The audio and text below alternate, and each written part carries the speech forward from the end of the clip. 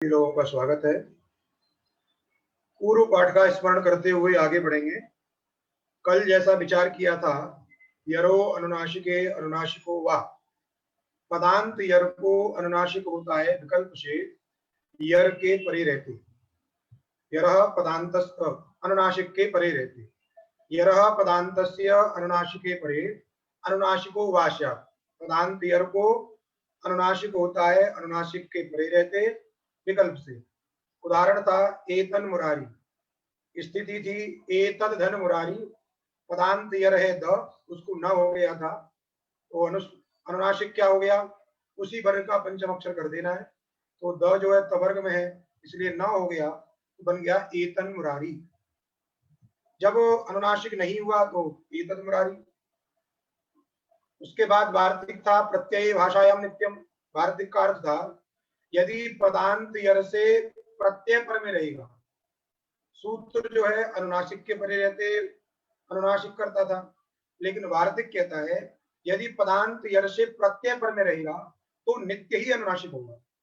सूत्र के द्वारा दो स्थिति थी, एक तो अनुनासिक परे रहने पर करता था और विकल्प से करता था। किंतु ये जो सूत्र है ये वार्तिक है, ये वार्तिक प्रत्यय के परे रहते नित्य ही अनुनासिक करेगा, जिसका उदाहरण था तन्मात्रम। तन्मात्रम में मात्र प्रत्यय है, अतः मात्र प्रत्यय के पर में रहने के कारण तद में जो द है उसको अनुनासिक नित्य ही कर दिया तो बन गया तन्मात्रम। वैसे ही चिन्मयम, चिदमयम, वहां पर मयट प्रत्यय है, द को अनुनासिक कर दिया नित्य ही चिन्मयम। तोरली सूत्र था, कह रहा था तवर्ग के स्थान पर लकार होता है, तवर्ग के स्थान पर परसवर्ण होता है लकारे परे, तवर्गस्य लकारे परे परसवर्ण, पर के समान सवर्णी वर्ण हो जाएगा। जैसे तद धन लय, तवर्ग हो गया द, उसको परसवर्ण करना है तो ल के सवर्णी कौन है, तो ल दो प्रकार का है, अनुनासिक और निरनुनासिक। स्थानीय जब निरनुनासिक है तो निरनुनासिक ल ही होगा, इसलिए बन गया तल्लय। विद्वान लिखति में स्थानीय न था इसलिए परसवर्णी ल, ल का जो सवर्णी अनुनासिक विशिष्ट ल है वह न के स्थान पर हो गया तो विद्वान लिखति। ल का सवर्णी केवल अनुनासिक विशिष्ट ल है, बाकी अन्य कोई नहीं है। जैसे तवर्ग आदि त थ द इत्यादि जो वर्ण है इनका जो पूरा का पूरा वर्ग है वो उसका सवर्णी है, त के सवर्णी सभी है, त थ द ध न। वैसे ल का सवर्णी केवल उसका एक दूसरा वाला जो ल अनुनासिक है वही है।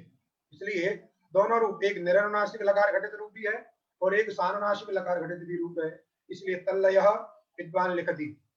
इसलिए लिखा आगे नस्यानुनासिको ल, नकार को अनुनासिक लकार हो गया।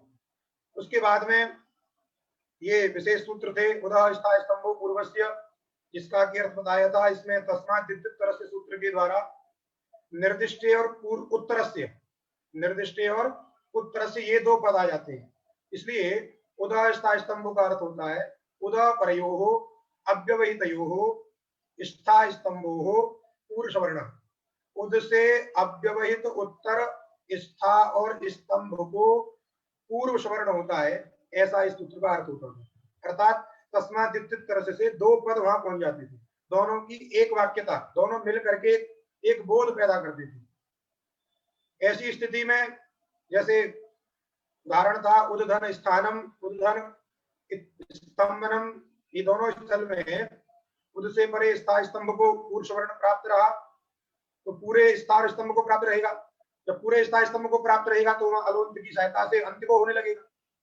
उस अंत्य को भी रोक करके सूत्र है आदे परस्य, परस्य यत् कार्यम विहितम, परस्य माने स्था अथवा स्तंभ इत्यस्य, तो पर को जो कार्य विहित है वो किसको कहना चाहिए, उसी के आदि को कहना चाहिए। तो परत्वेन विवक्षित कौन थे, स्था और स्तंभ। क्यों, उदा परयोः स्था स्तंभो, तो पर कौन थे, स्था और स्तंभ। इसीलिए परत्वेन विवक्षित जो स्था स्तंभ है उन्हीं के आद्य में जो सकार है उसको पूर्व स्वर्ण होगा। तो निश्चित हो गया स को पूर्व स्वर्ण होना है, तो स को पूर्व स्वर्ण क्या हो, तो पूर्व में है द, तवर्ग का, तो तवर्ग का कोई ऐसा अक्षर होगा जो सकार के साथ में कुछ साम्य रखता हो, इसलिए स के स्थान पर साम्य रखने वाला हो गया तवर्ग का वर्ग वर्ण थ, इसलिए लिखा इति सस्य थ। और फिर आगे सूत्र था झरो झरि सवर्ण, हला परस्य झरो लोप स्यात्, हल से परे झर का लोप होता है, सवर्ण झर के परे रहते विकल्प से। स्थिति क्या हो गई थी, उद थ थानम, दूसरे प्रयोग में उद थ तंभनम। अब यहां पर सूत्र लगा, झरो झर सवर्ण, हल हो गया ध, उससे उत्तर झर हो गया पहला वाला थ, और उससे उत्तर सवर्ण झर हो गया थानम का दूसरा वाला थ। इसलिए प्रथम थ का लोप हो गया तो बन गया उद थानम, उद थानम। और अग्रिम सूत्र से खरिच से उस झल को द को चर्त हो गया तो बन गया उत्थानम। जब लोप नहीं होगा तो दो थकार रहेंगे और द को केवल चर्त हो जाएगा तो बन जाएगा उत थ थानम, इस प्रकार का रूप बन जाएगा। वहां पर थ को चर्त नहीं होगा क्योंकि चर्त विधायक सूत्र की दृष्टि में पूर्व सवर्ण विधायक सूत्र सिद्ध हो जाता है। वैसे ही उद थ तंभनम स्थिति में वहां पर भी जरूर जरूर सवर्ण से जब थ का लोप हो जाएगा, क्योंकि सवर्ण झर पर है त, सवर्ण झर त के परे रहने पर उद थ तंभनम में थ का लोप हो गया। जब थ का लोप हो गया तो उदतम्बनम, और द को चर्त होकर के त बन गया उत्तम्बनम, जब लोप हो गया। और जब लोप नहीं होगा तो उ द थ तम्बनम, द को चर्त हो जाएगा त, और थ को चर्त नहीं होगा जैसा बताया था असिद्धत्वा। इसलिए वहां पर भी एक थकार तकार, पहले उ त थ तम्बनम, इस प्रकार के रूप बनेंगे। यहां तक हम लोगों ने विचार कर लिया था। उत्थानम शब्द का अर्थ था उन्नति और उत्तम्भनम शब्द का अर्थ था अवरोध। अब अग्रिम सूत्र है झयोः अन्यतरस्याम। क्या सूत्र है, झयोः अन्यतरस्याम। क्या क्या कह रहा है, जय जय ये पंचम्यंत है, इसलिए पंचम्यंत को देख करके आगे लगा दिया परस्य, तस्मादित्य त्रस्य की सहायता से परस्य आ गया यहाँ पर भी। तो जहां जहां आपको वृत्ति में परस्य मिले उसको समझना कि ये तस्मादित्य तरस्य से ही आया है। इसलिए अर्थ हो गया जया परस्य, जय प्रत्याहार बोध्य से, बोध्य वर्ण से उत्तर, जय प्रत्याहार बोध्य कोई वर्ण है, उस वर्ण से अव्यवहित उत्तर जो हकार, हस्य माने हकार। क्यों, सूत्र में जया पंचम्यंत है और ह ये षष्ट्यंत है। और अन्य तरस्याम, ये अन्य तरस्याम जो है विकल्प बोधक अव्यय है। जैसे वाह होता है, वाह का अर्थ विकल्प है, वैसे ही अन्य तरस्याम शब्द का भी अर्थ होता है विकल्प से। इसलिए अर्थ हो गया जया परस्य, हस्य माने हकारस्य, किम स्यात्, तो वही सूत्र से पूर्व सवर्ण की निवृत्ति आ गई है इसमें, उदस्ता स्तंभो पूर्वस्य से। तो पूर्व सवर्ण, जय से परे हकार को पूर्व सवर्ण होता है अन्य तरस्याम माने विकल्प से। अर्थ बन गया, जय से उत्तर जो ह है उसको विकल्प से पूर्व सवर्ण होता है। जैसे दृष्टांत है बाघ घरी, बाघ घरी में क्या करेंगे, पहले पहले वाक धर हरी, और क को जलाम जसोनते पीछे सूत्र आया था उसको हमने कर लिया ग जस्ट, बन गया बाघ हरी। क्या बन गया, बाघ हरी। यदि बाघ हरी पहले कर लोगे तो अब आपको देखना है कि जयो अन्य दृष्टि लगेगा कि नहीं लगेगा। तो जय से परे लग जाएगा, बात समझे कि नहीं। दूसरा जो जलाम जसोनते है वो भी त्रिपादी सूत्र है, और जयो अन्य दृश्याम ये भी त्रिपादी है, लेकिन पहले पूर्व त्रिपादी की प्रवृत्ति हो जाएगी। आप चाहो तो कहोगे कि बाक धर हरी, इसी स्थिति में जयो अन्य दृश्याम लगा दे, तो पहले क्या लगेगा, वहां पर जलाम जसोनते लगेगा, तो क को हो जाएगा ग, तो बाघ हरी क्या हो जाएगा, बाघ हरी। अब लगाइए जयोन्य दृश्याम, झय से परे, तो झय में आ जाएगा ग, क्योंकि झवय के झ से लेकर के कपय के य तक झय प्रत्याहार है, उस झय प्रत्याहार में ग भी आ गया। अतः उस झय से अव्यवहित उत्तर जो ह, हरि का ह, उस ह को हो जाएगा पूर्व सवर्ण। तो पूर्व का सवर्ण करना है, तो पूर्व में कौन है, ग है माने कवर का है, तो कवर्ग में से कोई एक होगा, क क ग घ में से कोई एक वर्ण होना चाहिए। अब देखना है ह के साथ में किस वर्ण का क्या मिलता है। यदि स्थान केवल देखते हैं तो स्थान सभी का समान है, ह का भी उच्चारण स्थान कंठ है और कवर्ग के वर्ग वर्णों का भी उच्चारण स्थान कंठ है।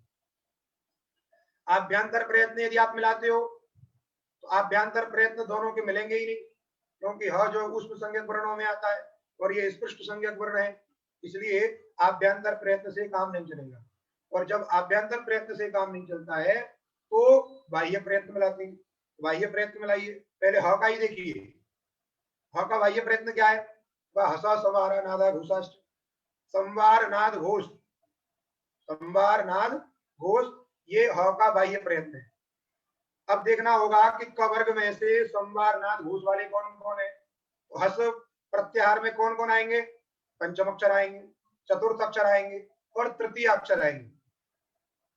यम यमगणनम झमय गणदस, जब गणदस, तो पंचम अक्षर, चतुर्थ अक्षर और तृतीय अक्षर कौन कौन आए? ग घ ङ, ये तीन आए। अब तीन तो हो नहीं सकते हैं, तो क्या करना होगा? और हमने बाह्य प्रयत्न मिलाए। तो ह का प्राण देखिए, ह का प्राण क्या है? तो का महाप्राण, सलश्च महाप्राण, सल में आता है। अब इन तीनों में से देखना है, ग घ ङ, इन तीनों में से देखना है किसका महाप्राण है। तो वर्गाणाम द्वितीय चतुर्थ सलश्च महाप्राण, चतुर्थ अक्षर कौन है? घ, इसलिए घ के साथ में इसका स्थान प्रयत्न सब सामने हो गया। इसलिए लिखा वहां पर नादस्य घोषस्य संवारस्य महाप्राणस्य तादृशः वर्ग चतुर्थ। नाद घोष संवार और महाप्राण वाला वैसा ही वर्ग का चतुर्थ अक्षर हो गया घ। जब घ हो गया बन गया बाघ घरी, क्या अर्थ हो गया? बाघ घरी, बात समझ में आ गई? इसलिए बाघ घरी ये प्रयोग बन गया। अब ये ह को पूर्व स्वर्ण विकल्प से करता है। जब पूर्व स्वर्ण हो गया तो ह को भ हो गया, तो बाघ घरी प्रयोग बन गया। और जब पूर्व स्वर्ण नहीं होगा तो ह ही रहेगा, बाघ हरी। इस प्रकार दो रूप बन जाते हैं। वैसे ही कुछ और भी उदाहरण हैं। आप देखिए 1 नंबर टिप्पणी देखिए, आप लोग अपनी पुस्तक में वहां लिखा है एवं चवर्ग टवर्ग तवर्ग पवर्गेभ्य, चवर्ग से टवर्ग से तवर्ग से पवर्ग से इनसे परे परस्य हस्य झकार ढकार धकार भकारा भवन्ति। यदि चवर्ग से टवर्ग से क्रम से ही है, अर्थात जिस वर्ग के अक्षर से, जिस वर्ग से उत्तर में ह रहेगा उसी वर्ग का चतुर्थ अक्षर ह के स्थान पर हो जाएगा। बात समझ में आ गई? यदि पंचम अक्षर केवल छोड़ दें, क्योंकि यमगणनम पहले रह गया, जवाई से हमको लेना है, तो वर्गों के चारों अक्षर से, वर्गों के प्रथम जो चार अक्षर हैं पंचम अक्षरों को छोड़ दें, उन चारों अक्षरों से यदि कहीं भी आपको उत्तर में ह मिलता है तो उस ह को क्या हो जाएगा? पूर्व में जो भी वर्ण है उस वर्ग, वह वर्ण जिस वर्ग का है उसी वर्ग का चतुर्थ अक्षर हो जाएगा। इसलिए कह दिया इसने चवर्ग टवर्ग तवर्ग पवर्गेभ्य परस्य हस्य झ ढ ध भ भवन्ति। समझे कि नहीं? जैसे उदाहरण देखिए, अज्जीनम, क्या उदाहरण दिया? अज्जीनम, अचहीनम, क्या प्रयोग है वहां पे? अच धन हीनम, तो च से उत्तर में है ह जो है अच हीनम, इसलिए ह को क्या हो गया? चवर्ग का चतुर्थ अक्षर हो गया। आप चाहे स्थान प्रयत्न मिलाइए, हमने सीधा सीधा कह दिया, मिलाते रहिए वही मिलेगा। तो बन गया ह के स्थान पर झ, बन गया अज्जीनम। दूसरा देखिए, विकल्प से होता है, एक बार अचहीनम भी प्रयोग रहेगा, वो भी शाद हुआ, और एक बार अज्जीनम भी रहेगा। जैसे दूसरा सड़ हलानी, सड़ शब्द से क्या है? हलानी रख दिया किसी ने, 6 हल, सड़ हलानी, तो वहां पर टवर्ग से उत्तर है, इसलिए ह को क्या हो गया? ढ, बन गया सड़ सड़ ढलानी, क्या बन गया? सड़ ढलानी। वैसे ही तद धन हवि, तद धन हवि, वह हवि, जो आप हवन करते हो ना, जो उसमें एक द्रव्य डालते हो उसी को हवि बोलते हैं। देवता को उद्देश्य करके जो द्रव्य त्याग किया जाता है उसी द्रव्य का नाम होता है हवि। तो तद हवि, यहाँ पर द से उत्तर में ह है, इसलिए ह को क्या हो गया? तवर का चतुर्थ अक्षर, तो क्या हो गया? तद्धवि। हाँ, किसने लिखा? उकालो झ्रस्व में आया है, जैसे उकालो अच हरस्व, वहां पे था उकालो अच च ह्रस्व, च के बाद में ह था, इसलिए ह को क्या हो गया? झ हो गया, अज्रस्व बन गया। बात समझे नहीं? तो यहाँ हो गया तद्धवि। वैसे ही गुप हसती, पहले गुप था, प को ब हो गया गुब भसती, और प वर्ग से उत्तर है इसलिए ह को क्या हो गया भ गुप भसती। क्या प्रयोग बन गया? गुप भसती। इस प्रकार ह के कितने उदाहरण मिल गए आपको? ह के स्थान पर जो है क्रमशः झ ढ ध भ इत्यादि सबके उदाहरण दे दिए।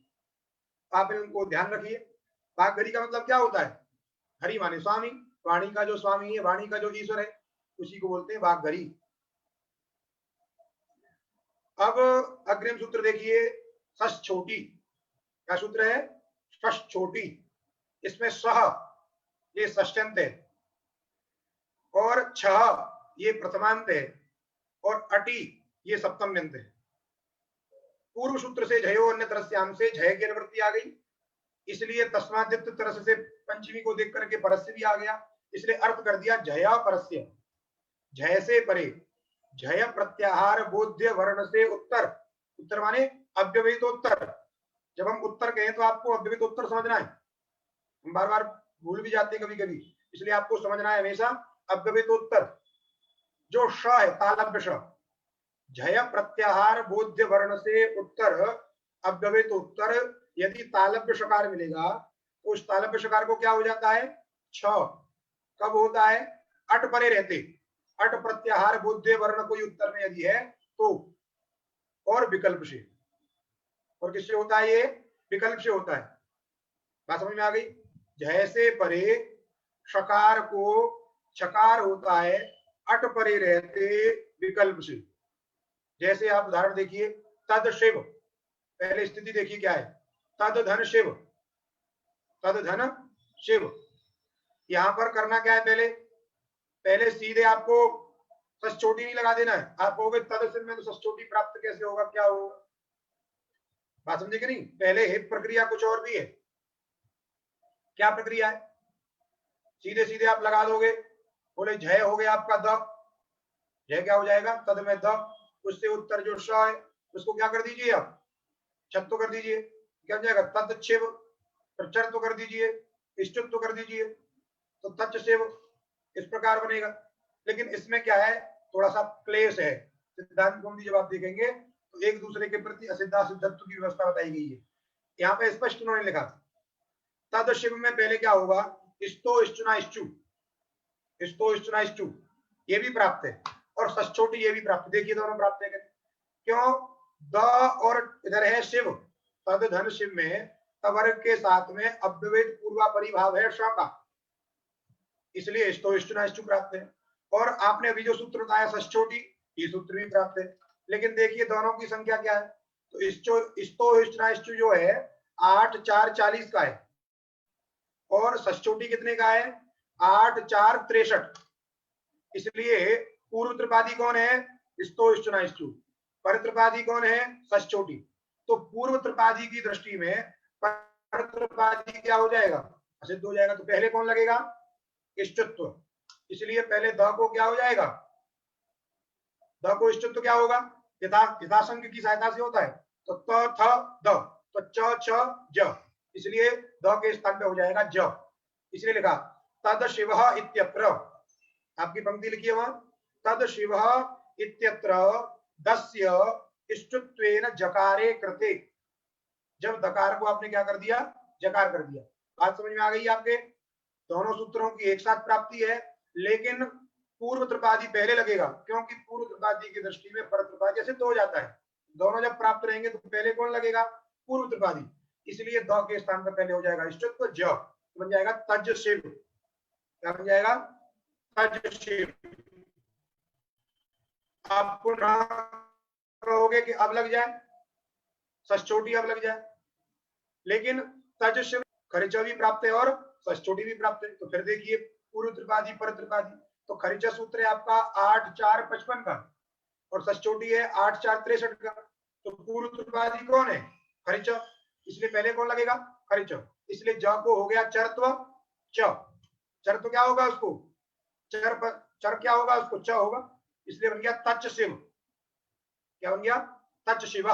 ये स्थिति हो गई। जब पहले तद शिव, फिर तज शिव, फिर तच शिव, ये स्थिति करने के बाद अब लगेगा सचोटी।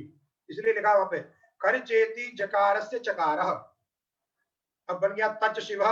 इस स्थिति में लगाइए सचोटी, जय से परे, जय हो गया च, उस च से, च माने जय से परे जो श है शिव का श, उसको हो जाएगा छ। अट परे क्या है, तो शिव में देखिए उस सकार से उत्तर में है ई, ई अट प्रत्याहार में आती है, इसलिए ई अट के परे रहने के कारण, ई अट में पर में रहने के कारण स को हो जाएगा छ, बन जाएगा तच्छिव। क्या बन जाएगा, तच्छिव। विकल्प से होता है छत्व जो है, जब छत्व नहीं होगा तो तच शिव, ऐसा प्रयोग बनेगा। बात समझ में आई? तो अर्थ क्या था सूत्र का, जैसे परे शकार को छकार होता है अटके परे रहते विकल्प से, ऐसा सूत्रकार का मत था। लेकिन यहां पर वार्तिककार कुछ कहना चाह रहे हैं, कह रहे हैं कि जो आपने कहा है अटके परे रहते, अट जो पर में आपने निमित्त माना था उसकी जगह क्या कहना चाहिए, अम कहना चाहिए। क्या कहना चाहिए, अम, क्योंकि अट प्रत्याहार कहां तक है, हाइब्रिड के ट तक है। बोले यदि हाइब्रिड के ट तक ही केवल अट प्रत्याहार यदि आप ग्रहण करते हो तो एक प्रयोग है तत् श्लोकेन, तो तद धन श्लोकेन, क्या स्थिति है, तद धन श्लोकेन। यहां पर द को पहले ज करिए और ज को च करिए, तच श्लोकेन। इस स्थिति में सूत्र के द्वारा छत्व प्राप्त नहीं होगा। क्यों, जैसे परे श तो है लेकिन श से परे अट नहीं है, क्योंकि श के बाद में क्या है, ल, श के बाद में क्या आता है, श्लोकेन, श के बाद में ल है, वह ल अट प्रत्याहार में नहीं आता। जब अट प्रत्याहार में नहीं आएगा तो ये स को छत्व नहीं हो पाएगा, तो जो प्रयोग बनता है तच्छ्लोकेन, ऐसा नहीं बनता है। इसलिए कहा कि जो आप अट कह रहे हो उसके स्थान पर क्या कहना चाहिए, अम। जब कहोगे अम तो अम में जो है ल भी आ जाएगा, क्योंकि यमगणनम के म तक जाएगा।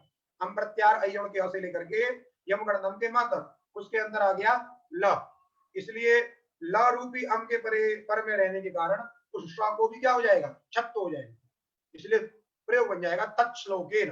इसलिए वार्तिक का अर्थ है पदांत जय से परे, पदांत जय से परे शकार को छत्व होता है कब, अम के परे रहते।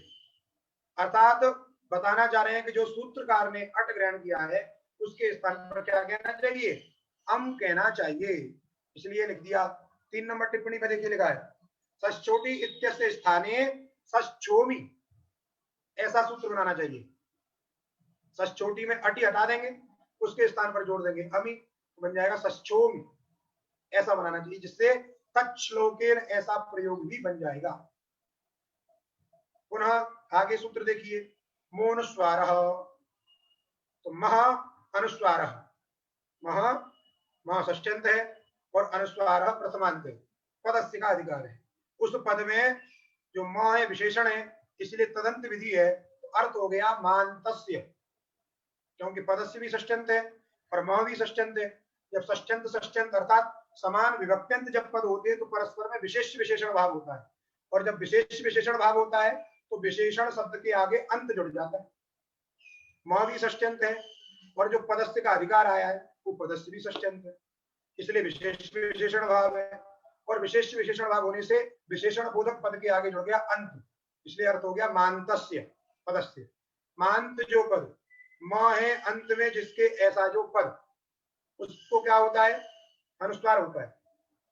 ध्यान दीजिए, मांतस्य पदस्य, पूरे पद को कह रहा है, मांत पद को अनुस्वार होता है हल्के परे रहते, मांतस्य पदस्य अनुस्वार हली, हल्के परे रहते। जैसे दृष्टांत देखिए पहले, हरिम बंदे, हरिम जो बनाते हो ना प्रयोग, हरि हरि हरय, हरिम द्वितीय एक वचन में हरिम, तो हरिम, हरिम ये क्या पद है, उस पद के अंतिम में मां है, इसलिए ये हरिम कैसा हुआ, मांत पद। क्या हुआ ये, मांत पद। अब आगे आपने एक और शब्द जोड़ दिया वंदे, तो मांत पद से हल परे कौन है, वंदे का वकार, वंदे घटक वकार जो है हल परे है। उस हल्के पर में रहने के कारण पूरे मांत पद को, हरिम इस पद को क्या प्राप्त है, अनुस्वार प्राप्त है, पूरे मांत पद को क्या प्राप्त है, अनुस्वार प्राप्त है। लेकिन सूत्र आप पढ़े हैं अलोन्त्यस्य, क्या पढ़े हैं? अलोन्त्यस्य। षष्ठी को निर्दिष्ट करके होने वाला जो कार्य है वो स्थानीय के अंत्य के स्थान पर होता है।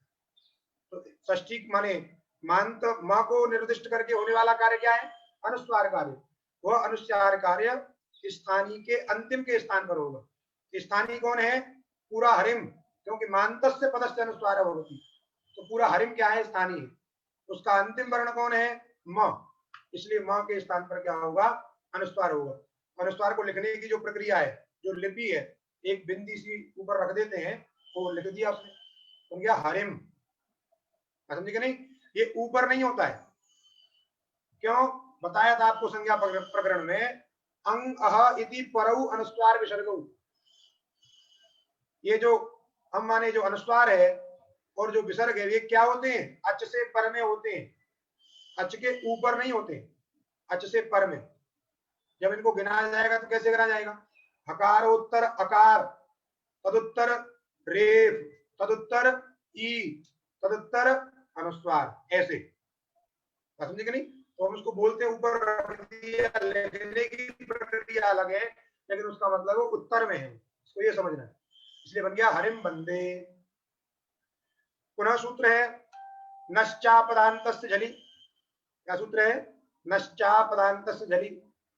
देखिए नह च, और अलग अलग करिए इसमें, नह षष्ट्यंत है और च पद है, और अपदान्तस्य और झलि। न भी षष्ट्यंत है, च अव्यय है, अपदान्तस्य षष्ट्यंत है और झलि सप्तम्यंत है। च के द्वारा क्या होता है? पूर्व सूत्र से जो म है उसकी अनुवृत्ति आ जाएगी। बात समझी कि नहीं? अनुवृत्ति आ जाएगी, अर्थात ये क्या है? उसका समुच्चय कर लेगा। इसलिए कभी कभी च आदि शब्द लगा दिए जाते हैं, इसलिए दो आ गए इसमें, न और म, तो दो चीज हो गई। तो च हमको और को बताने के लिए च भी रखना होता है वृत्ति में, इसलिए वृत्ति में रख दिया। अर्थ हो गया नस्य मस्य। कैसे है ये? अपदान्तस्य। पहला वाला सूत्र जो कहता था पदांत म को मांतस्य पदस्य, मांतस्य पदस्य, और ये सूत्र कैसा क्या कह रहा है? अपदान्तस्य मस्य। मांतस्य माने नस्य मस्य च अपदान्तस्य, अर्थात अपद घटकी भूतस्य नकारस्य मकारस्य च अपदान्तस्य नस्य मस्य, अर्थात पद का अवयव हो, पद का अंतावयव न हो। अपदांत मतलब मध्य में, अपदांत माने मध्य में, पद का अंतावयव न हो, ऐसा जो न अथवा म। अपदान्तस्य नस्य, अपदान्तस्य मस्य, अपदांत जो नकार, अपदांत जो मकार, उसको भी क्या होता है? अनुस्वार होता है, झल के परे रहते। बात समझ में आई? अपदांत नकार को और अपदांत मकार को। अपदांत का मतलब समझ में आ रहा है? पद के अंत में न हो, पद के अंत में न हो। जैसे पूर्व में क्या था? हरिम में जो म था वह पद के अंतिम में था। ये सूत्र कह रहा है कि पद के अंतिम में नहीं होना चाहिए, पद के अंत में नहीं होना चाहिए, मध्य में चलेगा, आदि में चलेगा, लेकिन अंत नहीं होना चाहिए। इसलिए अपदान्तस्य नकारस्य अपदान्तस्य मकारस्य च अनुस्वारो भवति झलि परे। जैसे ध्यान दीजिए, प्रयोग दिया यशांशी। क्या है? यशांशी। तो ये बनता कैसे है? यश शब्द से नपुंसकलिंग में बहुवचन में, प्रथमा बहुवचन में नमादि आगम करने पर य सा न सी, ये स्थिति है। क्या स्थिति है? य सा न सी। यशान में जो न है, ये न पद का अंतावयव नहीं है, क्योंकि पद कौन है? पूरा यशांसी। यशः, यशसी, यशांसी, ऐसे रूप चलते हैं उसके नपुंसकलिंग। समझ में आई? इसलिए ये जो न है ये पद का अंतावयव नहीं है, अतः पद का अंतावयव नहीं है तो और क्या है? उस न से उत्तर में क्या है? झल भी है, स। न से उत्तर में क्या है? झल, स। सी का जो स है वो झल परे है, इसलिए अपदांत नकार को हो जाएगा अनुस्वार। क्या हो जाएगा? अनुस्वार। तो न को अनुस्वार हो गया, लिखने की प्रक्रिया वही है, बन गया यशांश। यशः, यशसी, यशांश, वहां का प्रयोग है। वैसे ही आक्रमशते, आक्रमशते, ये आंग उपसर्ग पूर्वक क्रमोपाद विक्षेप धातु का रूप है। बात समझे कि नहीं? लृट लकार का आक्रमशते, इसमें क्या करना है आपको, आक्रमशते ये स्थिति है, आक्रमशते, क्रम में म हल है और पद का अंतावयव नहीं है, पद का अंतावयव नहीं है, क्योंकि पद पूरा है आक्रमशते, तिगंत पद होता है, तिगंत की पद संज्ञा होती है, इसलिए पूरा पद कौन है, आक्रमशते, उसका अंतिम वर्ण तो दूसरा है। इसका मतलब ये जो मध्य में म है ये पदांत नहीं, अपदांत है, इसलिए अपदांत मकार को क्या होगा, अनुस्वार। जल परे कौन है, श्य में श, आक्रम स्य, तो म से जल पर में है स, इसलिए उस म को हो गया अनुस्वार, बन गया आक्रमशते। अब पूछा झली क्यों, झली क्यों कहते हो, बात समझ गई, जल क्यों कहते हो, हल कह दीजिए, अरे पूर्व सूत्र से हल की अनुवृत्ति कर लीजिए, जल नहीं कहना पड़ेगा आपको। बोले यदि पूर्व सूत्र से हल की अनुवृत्ति कर लेंगे तो मन्यते प्रयोग है, क्या प्रयोग है, मन्यते, मन यते, ये मनु अवबोधने धातु का मन्यते, बात समझे कि नहीं, तो यहाँ पर पूरा पद है मन्यते, लेकिन न पद नहीं है, इसलिए अपदांत नकार है। यदि आप जल नहीं कहोगे हल कहोगे तो हल परे मिल जाएगा यह, क्योंकि यह जो है हल में आता है, तो मन्यते में भी ना को अनुसार होने लगेगा। जब कहेंगे जल परे चाहिए तो यह जो है जल में नहीं आता है, इसलिए जल किम मन्यते, यदि जल नहीं कहते हल कहते तो मन्यते में ना को अनुसार हो जाता, अतः हमने कहा झली, जब झली कह दिया तो मन्यते में जल परे नहीं है, इसलिए अनुस्वार नहीं हुआ, बढ़ गया मन्यते, बात समझ आई। अब आगे सूत्र देखिए, अनुस्वारस्य यई परसवर्णः, अनुस्वारस्य यई परसवर्णः, अनुस्वारस्य ये षष्ठ्यंत है, यही सप्तम्यंत है और परसवर्ण ये प्रथमांत आदेश है। अब सूत्र इतना, सूत्र का अर्थ इतना सरल है, उसने लिख दिया स्पष्टम, इसमें कुछ बताने की आवश्यकता नहीं, बात समझे नहीं। जिज्ञासा कब होगी, जब कुछ क्लिष्ट पद हो तब कहोगे इसका अर्थ क्या है, तब लिखने की आवश्यकता होती है, बात समझे कि नहीं, इसलिए उसने लिख दिया क्या, कुछ बताने की आवश्यकता नहीं। अनुस्वार से षष्ठ्यंत, इसका मतलब स्थानीय, यही सप्तम्यंत अर्थात निमित्त है, और परसवर्ण प्रथमांत है, आदेश है, इसलिए अर्थ हो गया अनुस्वार के स्थान पर परसवर्ण आदेश होता है, यह के परे रहते, यह प्रत्याहार बोध्य वर्ण यदि उत्तर में रहेगा तो अनुस्वार को परसवर्ण होता है, स्पष्ट अर्थ था, इसलिए स्पष्ट अर्थ होने पर उसके लिए लिखा ही नहीं, उन्होंने कह दिया स्पष्टम, सूत्रम स्पष्टम अस्ति, सूत्रम स्पष्टम वर्तते, समझे कि नहीं। इसलिए मजाक मजाक में हम लोग चर्चा जब करते हैं तो कहते हैं ये सूत्र इतना स्पष्ट है, इसलिए उसने कह दिया कि स्पष्टम, और उदाहरण भी कैसा दिया, शांत, अर्थात अब कुछ पूछो मत, जिज्ञासा मत करो, शांत हो जाओ, तो ये तो मजाक की बात है, लेकिन यहाँ पे समझना है आपको, शांता में क्या है, साम ये था और त था, सा म त, समूह उपसमय धातु से तत्त प्रत्यय करने के बाद में जो है अना प्रयोग जो है, तो यहाँ पे स्थिति आपकी है सा म त, यहाँ पर अनुस्वार, पीछे सूत्र जो है नश्चापदांत से झली, इससे क्या हो जाएगा, अपदांत मकार को अनुस्वार हो जाएगा, जल परे रहती, जल परे कौन है, तो जल त के रहने पर अपदांत म को हो गया पहले अनुस्वार, अनुस्वार हो गया तो शाम तो, अब उस अनुस्वार को क्या करना है, परसवर्ण, कैसे, अनुस्वार से यह परे हो तो यह प्रत्याहार बुद्धि वर्ण कौन है, तो अनुस्वार से यह त परे रहने के कारण उस अनुस्वार को क्या होगा, परसवर्ण होगा। बोले अनुस्वार को परसवर्ण होगा तो अनुस्वार कैसा है, बोले अनुस्वार में एक धर्म है अनुनासिकत्व, यदि पर में स्थित कोई वर्ण ऐसा हो जिसके सवर्णी कोई अनुनासिकत्व विशिष्ट वाला हो, तो पर में तवर्ग का बोध्य त है, उसके सवर्णी जितने हैं त त द न, उसमें से अनुनासिकत्व विशिष्ट कौन होता है, न होता है, इसलिए उस अनुस्वार के स्थान पर क्या हो जाता है, न आदेश हो जाता है, बन जाता है शांत, क्या प्रयोग बन जाता है, शांत। तो जहां भी अब आप देखिए अनुस्वार यदि है और उससे उत्तर में यदि यह है, यह में कितने वर्ण है देखिए, यह प्रत्याहार है व्रत के य से लेकर के कपय के य तक है। इसका मतलब है इसके अंदर सभी के सभी वर्ग आ गए।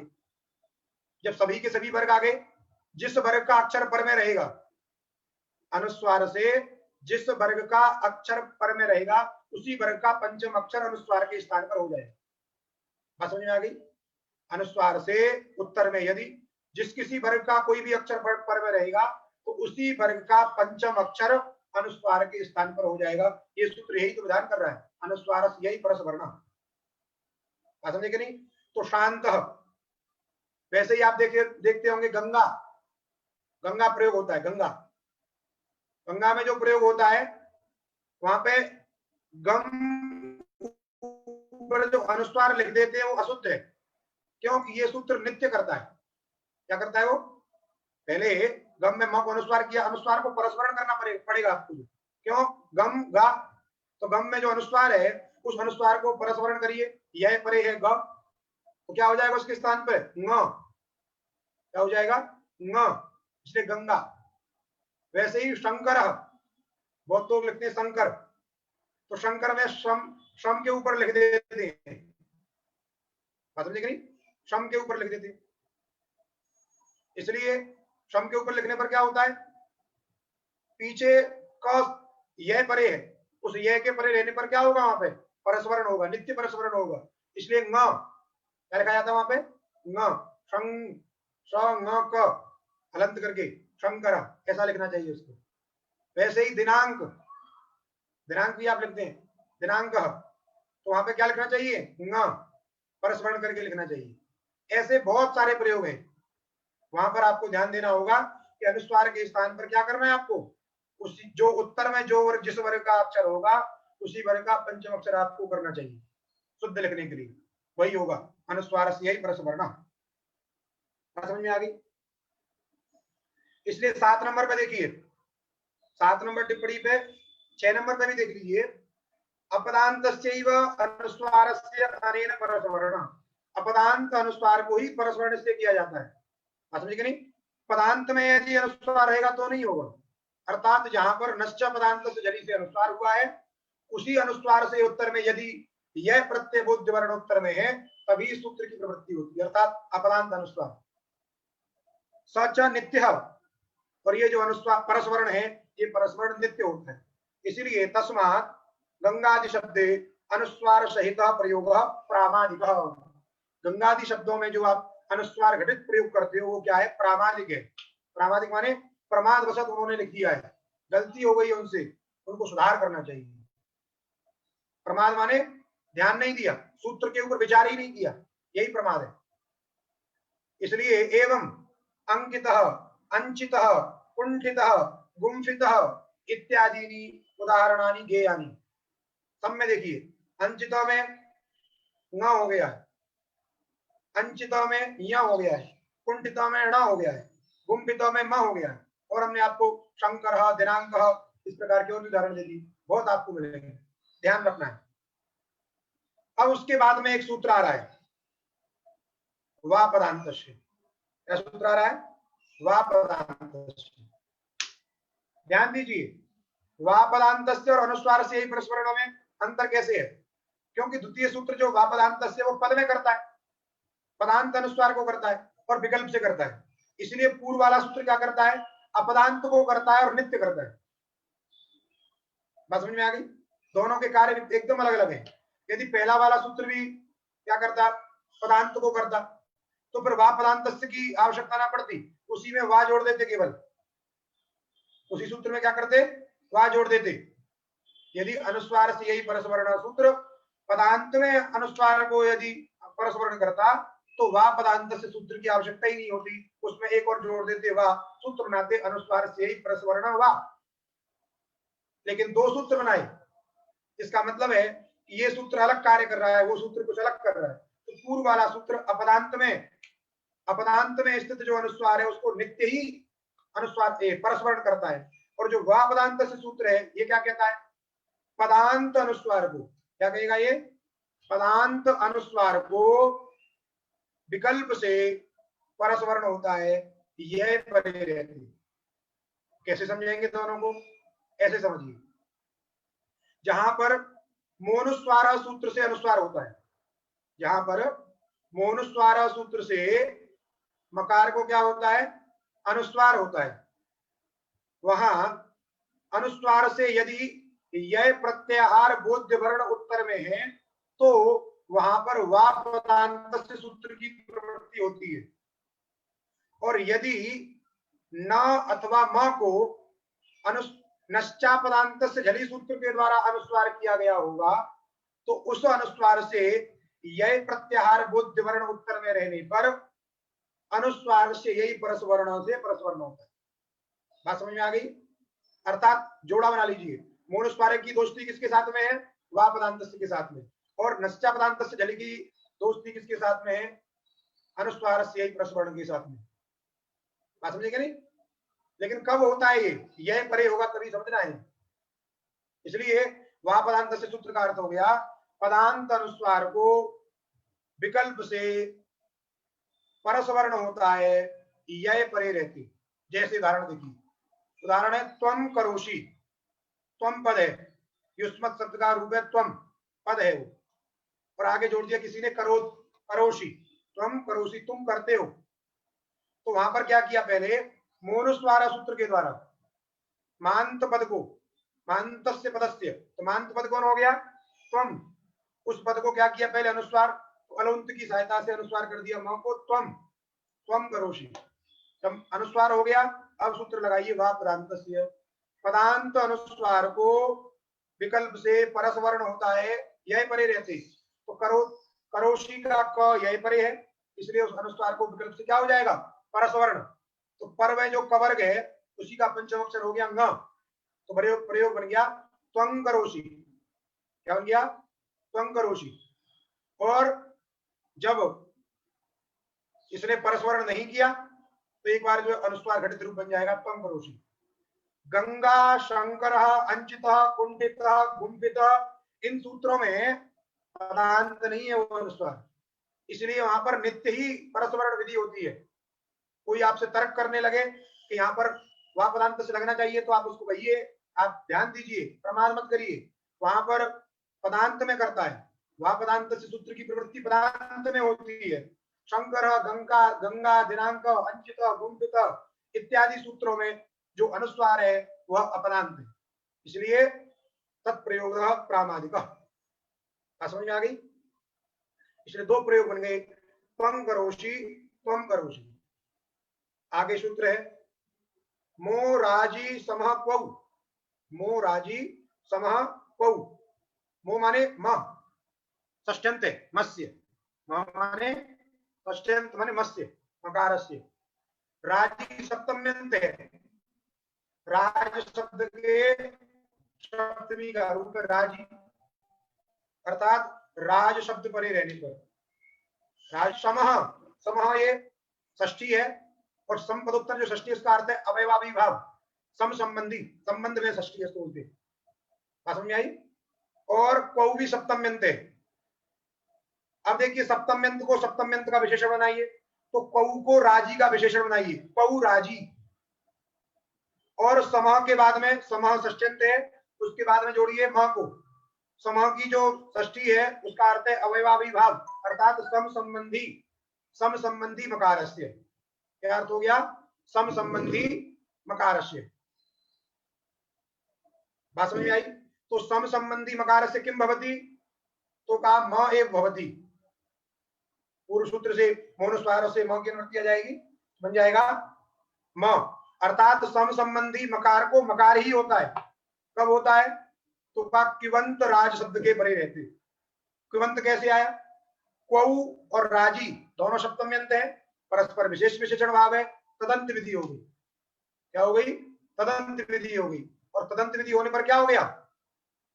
अंत जुड़ गया। तो पी के बाद में जुड़ गया अंत, तो पी माने पी प्रत्यय, इसलिए अंत जुड़ गया, तो किवंत। क्या अर्थ हो गया उसका? किवंत। और राजी माने राज शब्द, अर्थात तो किवंत राज शब्द के परे रहते।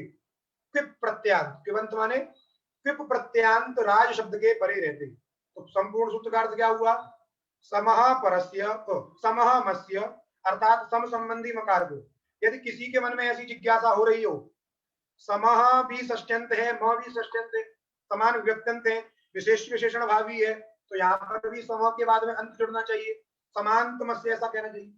तो आप समझिए, जो विशेष विशेषण भाव का मतलब है अभेदेन जहां विशेष विशेषण भाव होता है, अभेद संबंध से।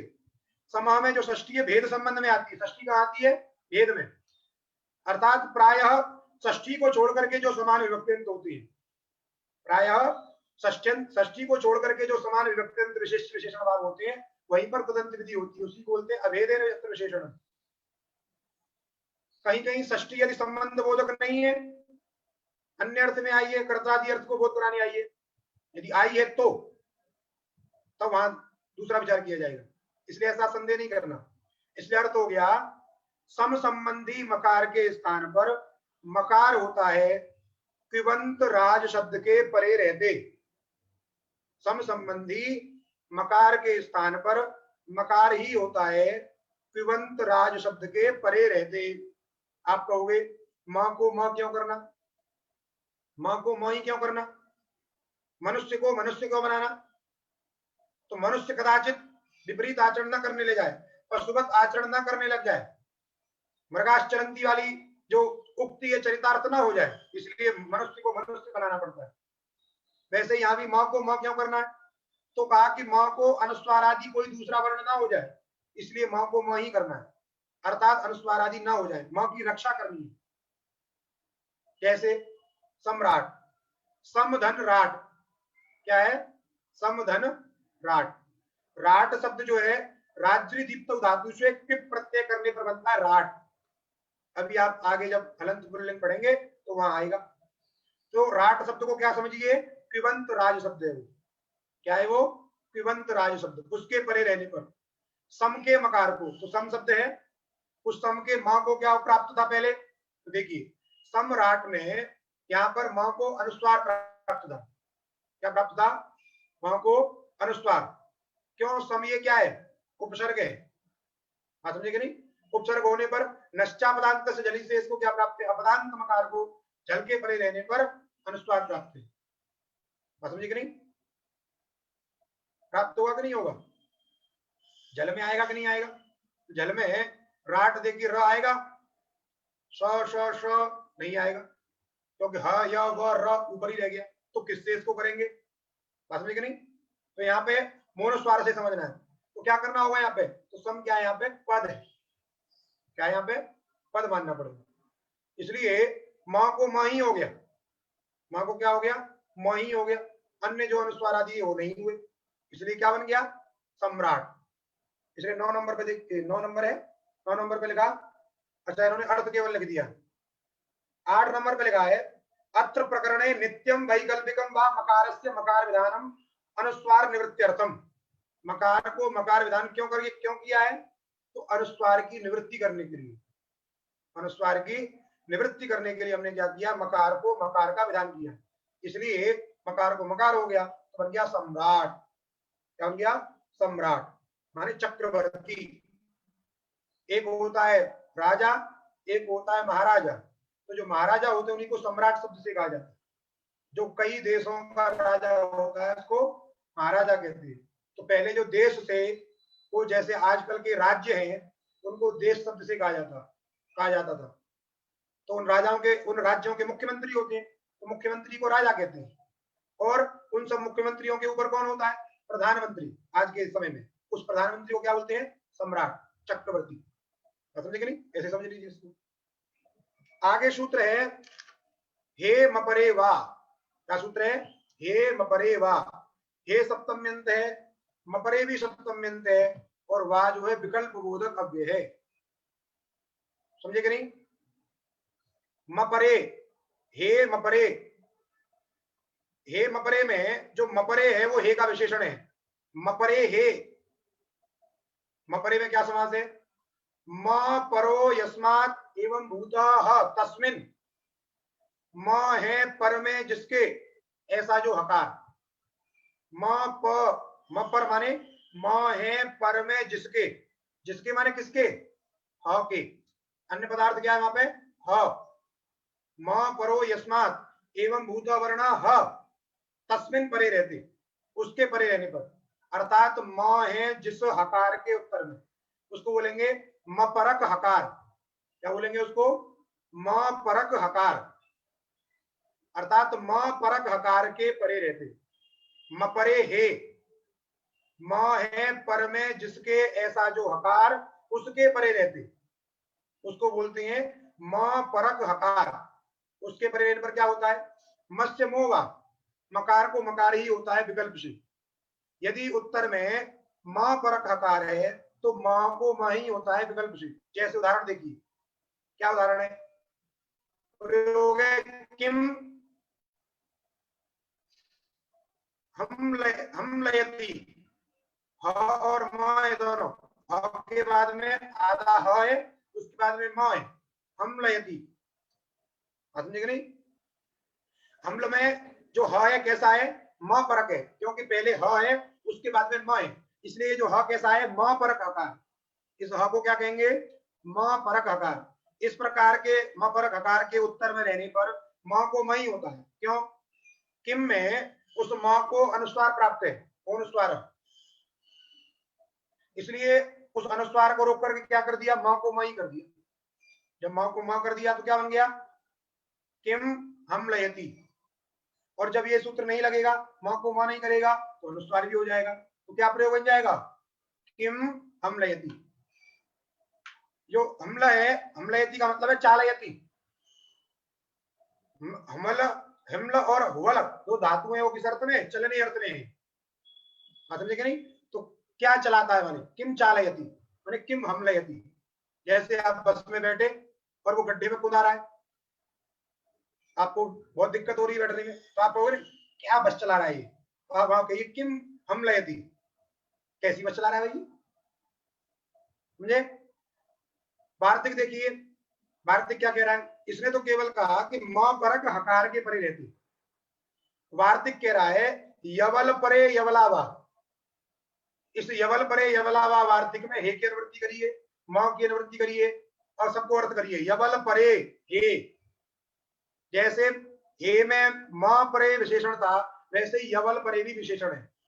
अर्थात यपरक हकार, व परक हकार, ल परक हकार के परे रहते। तीन है, यपरक हकार के परे रहते, व परक हकार के परे रहते और ल परक हकार के परे रहते।